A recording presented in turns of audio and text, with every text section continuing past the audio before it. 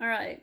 So I tend to, after several rounds of deeper breathing, I encourage you to release any control of the breath. So we may have been counting, um, we may have been tuning in to that expansion and the stretching of the lungs and the diaphragm, and then slowly double timing our exhale so that we're really triggering that rest and digest parasympathetic nervous system response so that we can melt away from the stressors that are in our lives for a few moments, give us some reprieve from that so that when we come back into activity, we are better prepared for those stressors. They don't feel so overwhelming or as scary to deal with.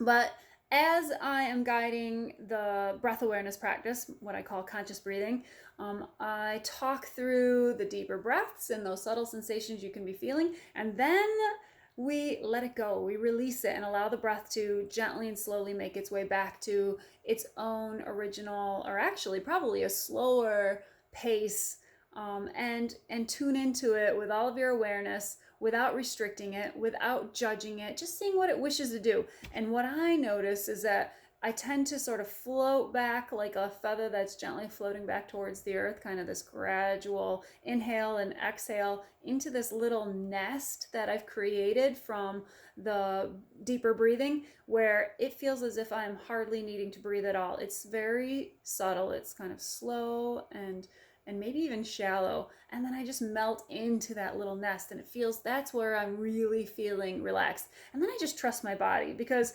what usually happens is every now and then I will be called to take in a nice long slow deep inhale, maybe sighing it out, and then I settle right again, and then I just kind of let it speed up if it wants to, slow down. Maybe it becomes a little bit faster, maybe it slows right down.